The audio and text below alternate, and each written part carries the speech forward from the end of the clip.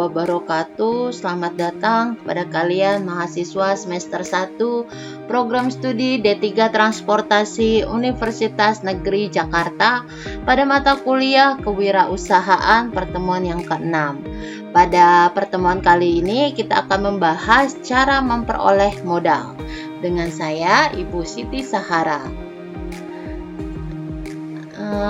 Untuk tujuan perkuliahan kita, diharapkan kalian mahasiswa mampu memahami definisi modal, jenis-jenis modal usaha, sumber-sumber modal, kelebihan dan kekurangan suatu modal. Adapun referensi buku bacaan yang bisa kalian jadikan pedoman dalam mata kuliah ini adalah sebagai berikut, bisa kalian lihat secara langsung. Selain itu juga kalian bisa mencari referensi dari jurnal maupun artikel ilmiah lainnya yang berkaitan dengan mata kuliah kita, kewirausahaan. Selanjutnya kita akan membahas apa itu modal. Biasanya modal itu berkaitan dengan dana atau uang dan tenaga. Untuk mendirikan suatu usaha itu biasanya modal merupakan aspek pokok, di mana modal adalah bisa digunakan untuk membiayai segala sesuatu keperluan usaha, mulai dari minggu kemarin ya sudah kita bahas biaya prainvestasi, pengurusan izin lain-lain ataupun biaya investasi sampai dengan modal kerjanya itu. Jadi di sini ada dua, uang dan tenaga. Kalau atau uang itu atau dana ya. Kalau dana Bu yakin kamu tahu itu. Sedangkan untuk tenaga maksudnya di sini ada keahlian atau kemampuan seseorang untuk mengelola atau menjalankan suatu usahanya. Modal biasanya kemarin sudah kita bahas ya, prainvestasi itu apa, segalanya macam. Nah, biasanya modal itu berkaitan dengan 3 hal, yaitu besarannya sesuai dengan jenis usahanya, jangka waktu usaha dan produk yang akan dihasilkan, lalu diperhitungkan dengan matang. Kita bahas satu-satu. Biasanya biaya ataupun modal itu sesuai dengan poin pertama, yaitu besarnya sesuai dengan jenis usaha. Jenis usaha di sini bisa dari segi bidangnya atau besarnya usaha tersebut. Misalnya kemarin ya Ibu bilang ada hotel, ada fashion atau garment. Itu biasanya apa saja yang dibutuhkan itu pasti berbeda-beda. Di samping itu juga ingat itu lagi bahan bakunya, tenaga kerjanya ataupun biaya lainnya. Nah, besarnya modal itu dilihat juga dari jenis usahanya, apakah itu usaha kecil, usaha besar, ataupun usaha menengah. Lalu perhitungan modal, kita lihat ya tadi ya, jangka waktu ya, itu tadi ya, jangka waktu yang digunakan, jangka waktu usaha, misalnya apakah ingin relatif panjang atau seperti apa, dan produk, biasanya produknya itu seperti apa, produk untuk kelas menengah ke bawah kah ataukah kelas menengah ke atas ya. Jadi itu diperhitungkan di modal. Terus perhitungannya harus dengan matang. Kenapa? Kemarin sudah dijelaskan juga jika kelebihan modal apa yang diakibatkan, dan jika kekurangan modal juga apa yang diakibatkan. Kemarin itu sudah dibahas di pertemuan sebelumnya ya. Lalu untuk membiayakan semua keperluan itu pasti. Lalu masuk ke jenis-jenis modal usaha. Jenis-jenis modal usaha itu diklasifikasikan menjadi 2, yaitu modal investasi dan modal kerja. Biasanya modal investasi itu dalam bentuk jangka panjang dan dapat digunakan berulang-ulang. Sementara kalau misalnya modal kerja biasanya digunakan jangka pendek dan hanya dipakai beberapa kali dalam suatu proses produksi ya. Penggunaan modal investasi biasanya digunakan untuk membelikan aktiva tetap seperti kemarin tanah, bangunan, gedung, mesin-mesin, peralatan, kendaraan, ataupun inventaris. Nah, modal investasi ini merupakan porsi besar dalam komponen pembiayaan suatu usaha. Biasanya dikeluarkan pada awal usaha didirikan ataupun untuk memperluas usaha tersebut. Lalu kita masih bahas investasi. Modal investasi biasanya diperoleh dari pinjaman jangka panjang. Pinjaman ini biasanya diperoleh bisa dari bank ataupun dari lembaga keuangan lainnya. Setelah kebutuhan modal terpenuhi, biasanya dilanjutkan di modal kerja. Modal kerja ini biasanya untuk membiayai operasional perusahaan sehari-hari saat perusahaan itu beroperasi. Jadi kalau investasi untuk jangka panjangnya seperti gedung, peralatan dan segalanya, sedangkan modal kerja adalah modal operasi ya, bisa dikatakan seperti itu. Lalu kita masuk ke sumber-sumber modal.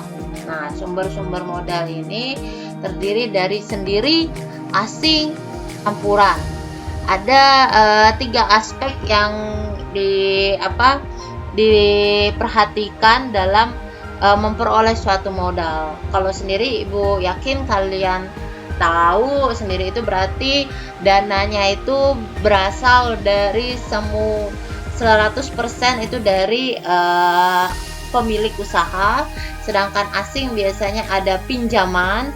Sedangkan kalau campuran, ya kalian tahu pasti biasanya 50-50 ya, 50% dari pribadi, dari pengusaha, dan 50%-nya itu dana dari luar.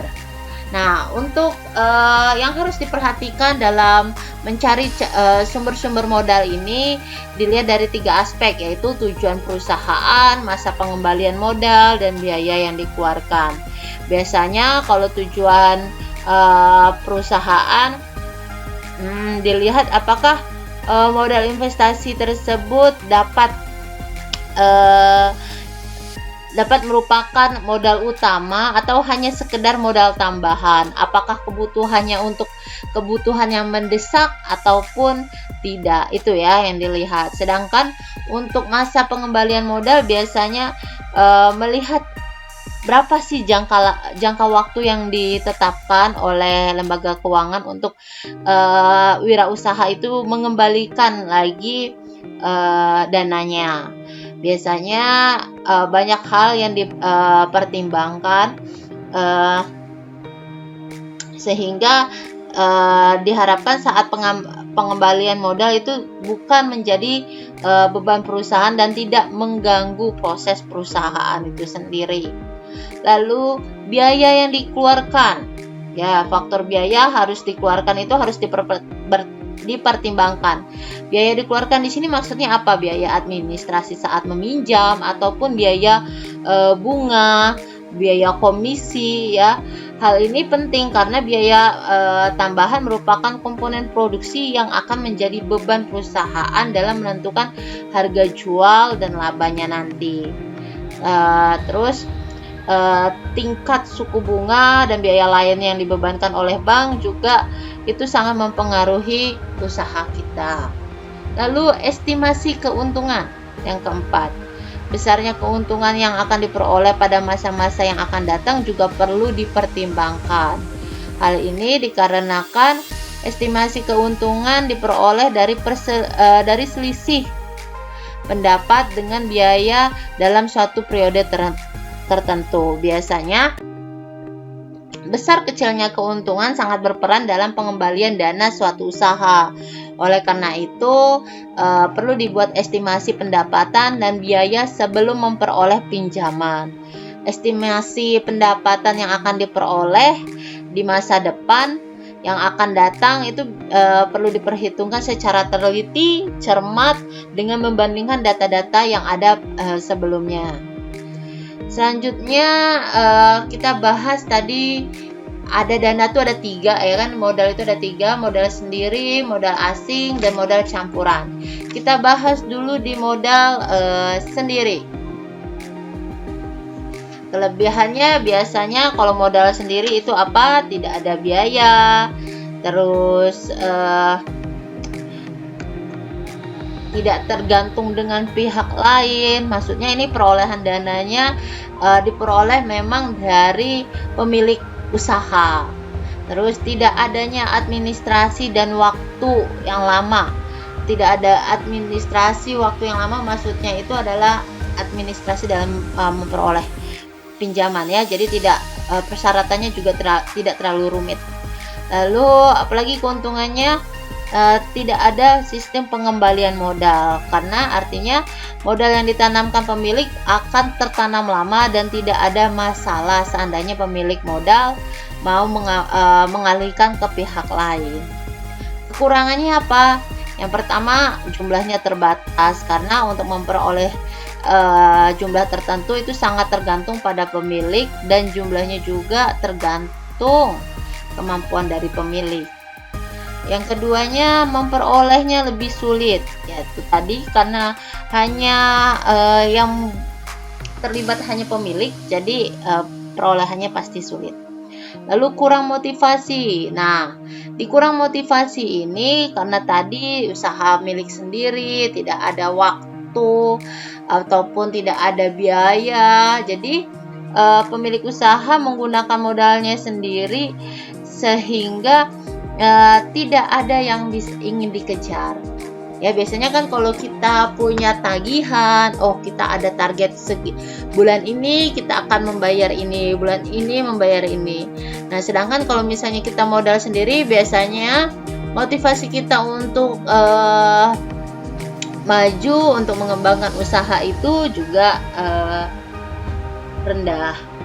Lalu modal asing atau pinjaman, kelebihan yang pertama adalah jumlahnya tidak terbatas, di mana perusahaan dapat mengajukan modal ke berbagai sumber selama dana yang diajukan perusahaan layak dan tidak terlalu sulit.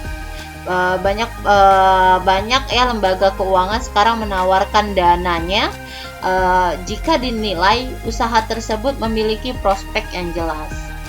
Lalu motivasi usaha tinggi, seperti yang Ibu bilang tadi, karena kita sudah ditargetkan untuk jangka waktu tertentu pembayaran, otomatis kita akan memiliki motivasi tinggi untuk mengembangkan usaha kita.